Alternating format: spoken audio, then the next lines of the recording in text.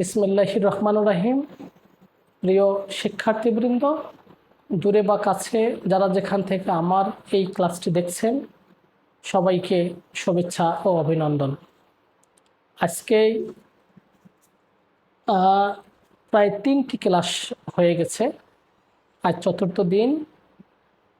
আমি যে ক্লাসগুলো নিচ্ছি সেটা হলো উৎপাদকের নিয়মাবলী, মানে উৎপাদকে বিশ্লেষণ।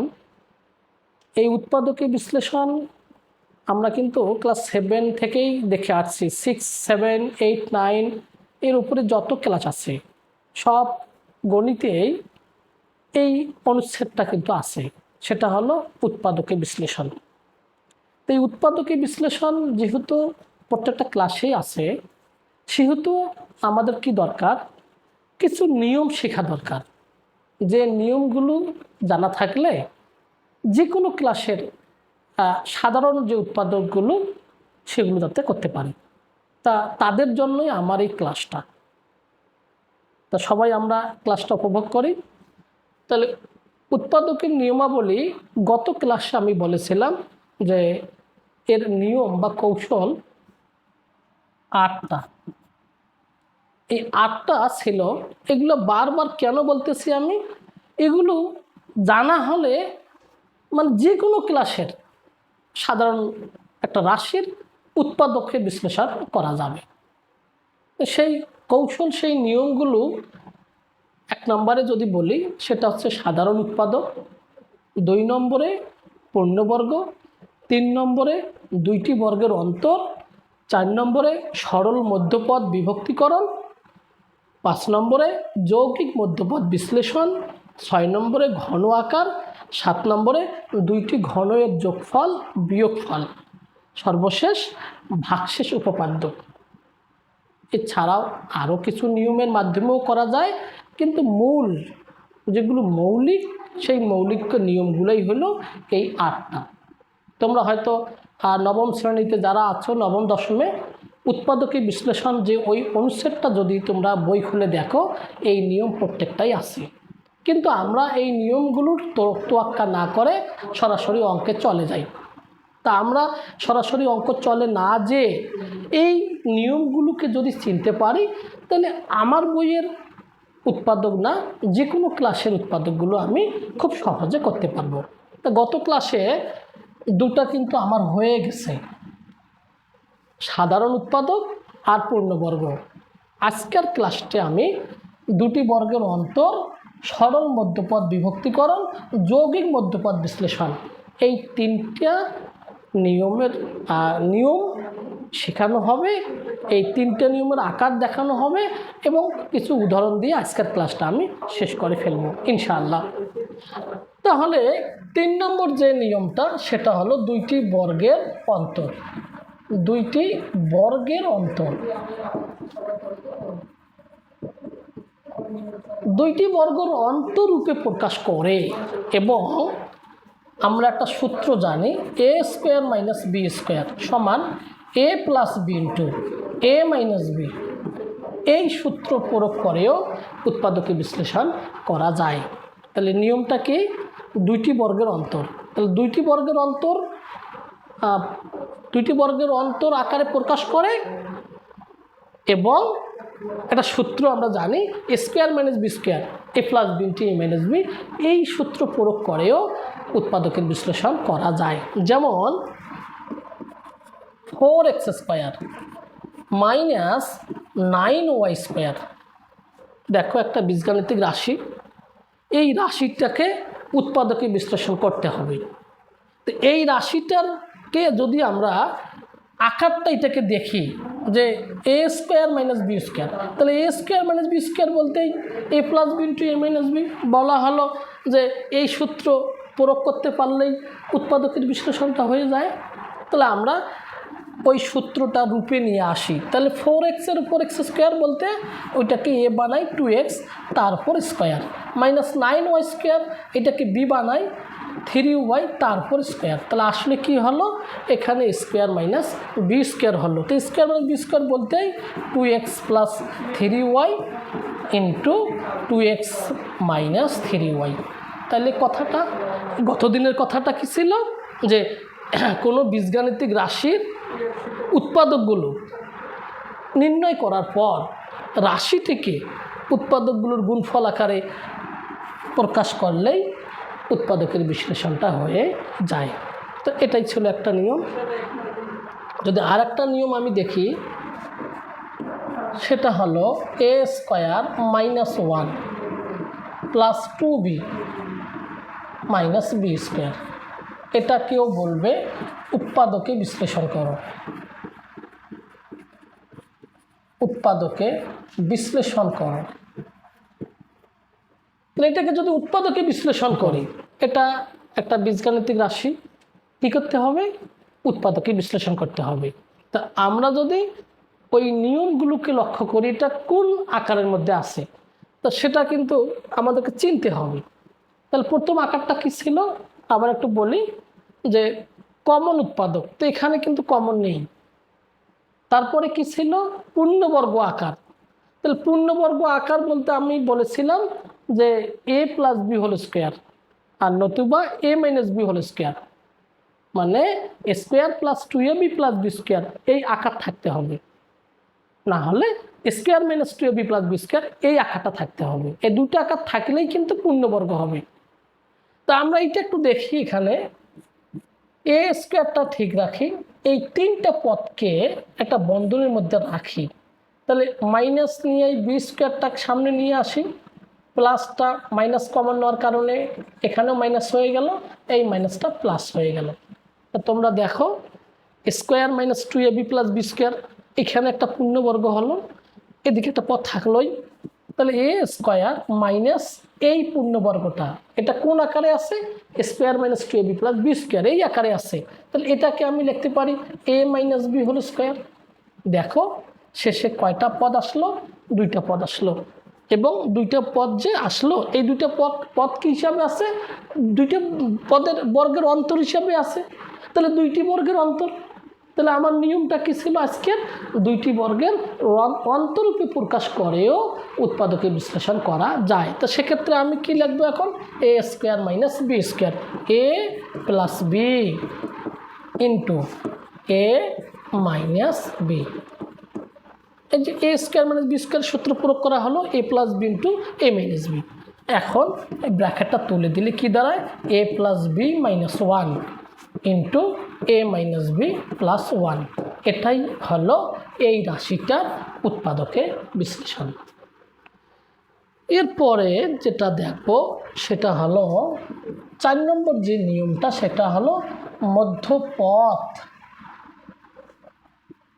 সরল মধ্যপথ, সরল মধ্যপথ বিভক্তিকরণ।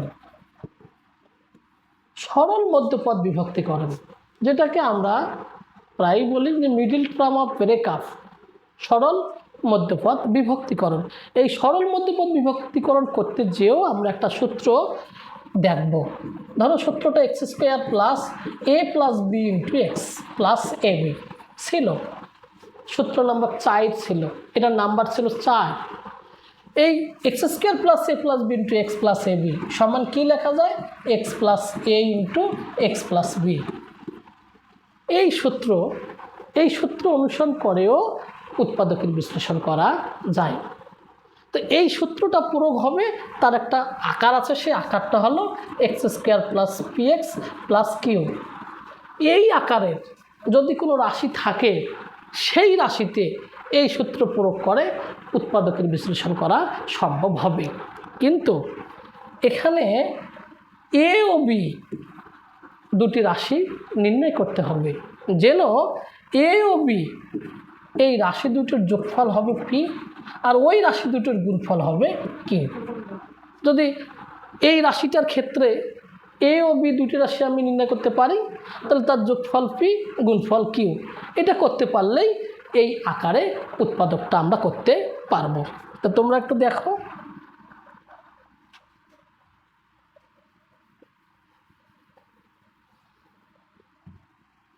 যে x square plus 12x plus 20,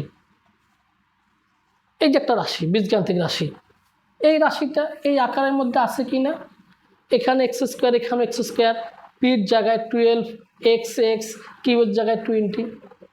তাহলে এই আকার এটার মধ্যে আছে। তাহলে আমাদের করণীয় কি, এই 20-এর ভিতরে অসংখ্য গুণনীয়ক আছে, এই গুণনীয়কগুলোর মধ্যে এক জোড়া গুণনীয়ক বের করতে হবে, যার যোগফল বা বিয়োগফল হবে 12 আর গুণফল হবে 20। তা যদি আমি একটু দেখাতে চাই, তাহলে 20-এর গুণনীয়ক 20 তাহলে 20-এর গুণনীয়ক 20 আর 1, 20 তাহলে 20 আর 1 যোগ করলে 21, 20 থেকে 1 বিয়োগ করলে 19, কিন্তু আমাকে লাগতেছে কত, 12 লাগতেছে। তাহলে ওই গুণনীয়ক জোড়া হবে না। আবার দেখি 10 × 2, 10 × 2 গুণ করলে 20। এখন এই জোড়া গুণনীয়ক দেখি, যোগ করলে কি হয়, 10 আর 2 যোগ করলে 12, গুণ করলে 20। তো এইটাই রাইট, এই জোড়া উৎপাদকে আমাকে লিখতে হবে। তাহলে এই জোড়া দুইটার একটা হলো এ, একটা হলো বি। তাহলে এই দুটার যোগফল কি, পি যে জায়গায় বসছে ওইটার সমান, আর এই দুটার গুণফল কি, তাহলে কিউ যে জায়গায় বসছে তারই সমান। তাহলে আমি এটাকে এই আকারে লিখতে পারি। তাহলে x² + 10 + 2 × x + 20। তাহলে এটাকে যদি আর একটা লাইন করে ফেলি, তাহলে x² + 10x + 2x + 20। 7-এর কিন্তু এই নিয়মগুলো দেওয়া আছে, কোনো সময় চিহ্নের কোনো হেরফের হবে না। তো যত বড় ক্লাসে যাব তখন ডাইরেক্ট এটাও আমরা কিন্তু লিখতে পারবো। তাহলে এখন এখান থেকে x কমন যায়, তাহলে x + 10, এখান থেকে 2 কমন যায়, x + 10। এখন দেখো এই একটা পদ, এই একটা পদ, এই দুই পদে কমন x + 10, আর বাকি থাকলো x + 2। ওই ঘুরে ফিরে কথা চলে আসলো একটি কোনো বীজগণিতিক রাশির উৎপাদকগুলো নির্ণয় করার পর রাশিটিকে লব্ধ উৎপাদকগুলোর গুণফল আকারে প্রকাশ করলেই উৎপাদকের বিশ্লেষণটা হয়ে যায়।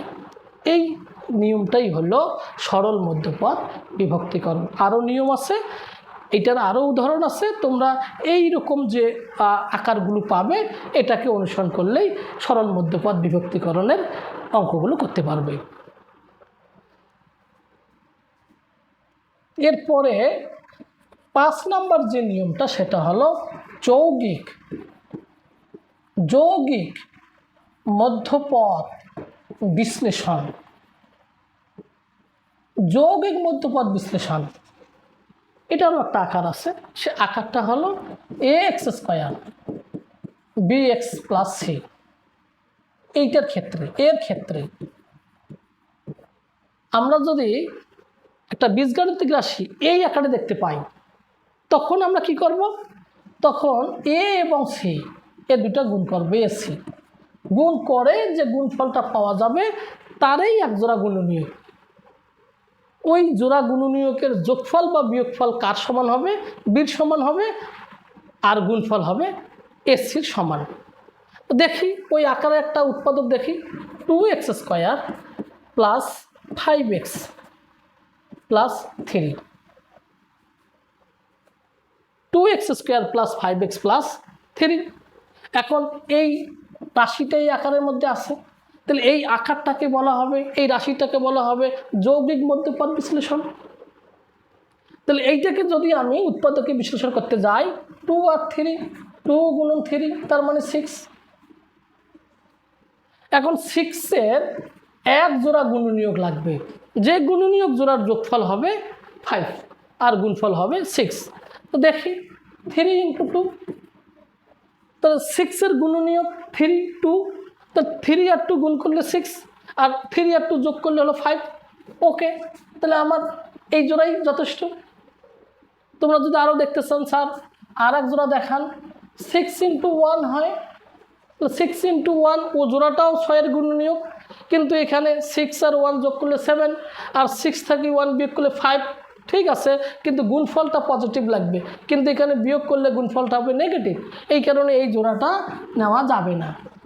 তাইলে আমরা এখন কোন জোড়াটা নেব, 3 × 2, তাহলে আগের মতোই 2x² + 3 + 2 × x + 3। আগের মতোই আমরা গুণটা করে দিই x দিয়ে, তা 2x² + 3x + 2x + 3।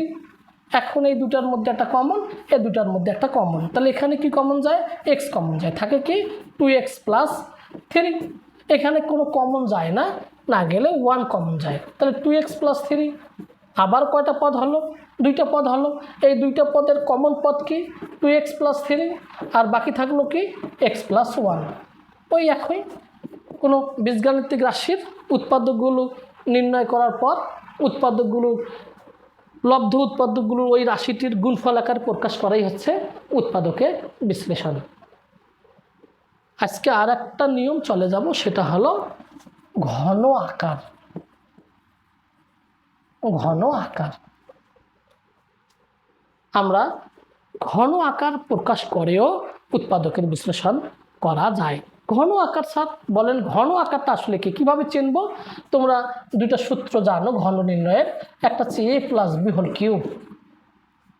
এই সূত্রটা আসলো থেকে, এটাকে 3 বার গুণ করে কি পেয়েছি, a³ + 3a² + 3ab² + b³। তাহলে a³ + 3a² + 3ab² + b³ এই আকার যদি কোনো বীজগাণিতিক রাশির মধ্যে থাকে, এটাই হলো ঘন আকার একটা। আর একটা হলো আমরা যদি এটাও দেখতে পাই, a³ - 3a² + 3ab² - b³, এই আকারটাও ঘন আকার। তাহলে এটাকে কি লিখতে পারি, a - b^3। তাহলে এইখান থেকে এই a+b তার পাওয়ার কত, 3, সূচক 3, তাহলে এটা 3 বার আছে, তাহলে a+b × a+b। তাহলে একটা রাশির ভেতর কতগুলো উৎপাদক আছে গুণফল আকারে প্রকাশ করাই হচ্ছে উৎপাদকের বিশ্লেষণ। এটাকে 3 বার লিখতে পারি, তাহলে a - b × a - b। মূলত কথা হচ্ছে যে ঘন আকার দিয়ে যদি আমি উৎপাদকের বিশ্লেষণ করতে যাই, তাহলে রাশিটার ভেতরে এই রূপটা আমি দেখব, না হয় এই রূপটা দেখব। এই দুইটা রূপ দেখতে পারলেই তুমি এই নিয়মে উৎপাদকের বিশ্লেষণ করতে পারবে। একটু দেখি, বইয়ে আছে উদাহরণগুলো। 8x³ + 36x² + 54xy² + 36y²। দেখো এখানে 4টা পদ, আমরা যে ঘন আকারের সূত্র দুটো দেখলাম তারও 4টা পদ। তাহলে এখানে নিশ্চয় আকারটা একটু যদি পড়ে ফেলি, a³ + 3a² + 3ab² + b³। অসুবিধা হচ্ছে, তুমি তৈরি করে নাও, এটাকে a বানাও, 2x তার উপরে কি, এখানে 6y তার উপরে, না এখানে একটা জিনিস ভুল হলো, এখানে কিন্তু হবে 27y³। তাহলে এখানে a³ প্লাস এখানে 3y তার উপরে কিউব, তাহলে a হলো, ওখানে কি হলো, b হলো। এখন মাঝখানে সূত্র 3a 2x তারপরে স্কোয়ার, b বলতে 3y প্লাস 3a বলতে 2x, b বলতে 3y তারপরে স্কোয়ার। এখন তোমরা দেখো a³ + 3² b + 3ab² + b³ যদি মিলাইতে চান মিলাইতে পারেন। 2কে 3 বার গুণ করলে 8x³, এইখানে পাওয়ারটা গুণ করে নি 4, 3 × 4 = 12, 3 × 12 = 36x²y, এখানে 3 × 3 = 9, 18, 3 × 18 = 54xy², এখানে 3 × 3 = 27y³। তাহলে পুরাটা কি হলো, a³ + 3² b + 3ab² + b³ ওই সূত্রের আকারে চলে আসলো। তাহলে আমি অনায়াসে লিখতে পারি a + b হোল কিউব। তো যখনই আমি a + b হোল কিউব পেলাম, এটা কয়বার আছে, 3 বার আছে। তাহলে 2x + 3y, 2x + 3y into 2x + 3y। তাহলে আসলে এই একটা রাশি, এটা বীজগাণিতিক রাশি। উৎপাদকগুলো বের হলো, বের হয়ে কীভাবে আসছে, গুণফল আকারে আসছে। এই পুরা মেকানিজমটাই হলো উৎপাদকের বিশ্লেষণ। তাহলে আজকের ক্লাসে কয়টা নিয়ম শিখলাম? 1 নম্বর নিয়মটা হলো দুইটি বর্গের অন্তর উপরেও উৎপাদকের বিশ্লেষণ করা যায়। সরল মধ্যপদ বিভক্তিকরণ, এটা দিয়ে উৎপাদকের বিশ্লেষণ করা যায়। যৌগিক মধ্যপদ বিশ্লেষণ, এই নিয়ম দিয়ে উৎপাদক বিশ্লেষণ করা যায়। এবং সর্বশেষ ঘন আকার দিয়েও উৎপাদকের বিশ্লেষণ করা যায়। এরপরে আর একটা ক্লাস লাগবেই, আমরা একটা ক্লাস নেব। আপনারা সবাই আমাদের সাথে থাকবেন। KBF যে প্ল্যাটফর্ম, এই প্ল্যাটফর্ম দেখতে থাকবেন। আমরা প্রতিনিয়ত ক্লাসগুলো দিয়ে দেবো। ইনশাআল্লাহ ভালো থাকবেন। খোদা হাফেজ।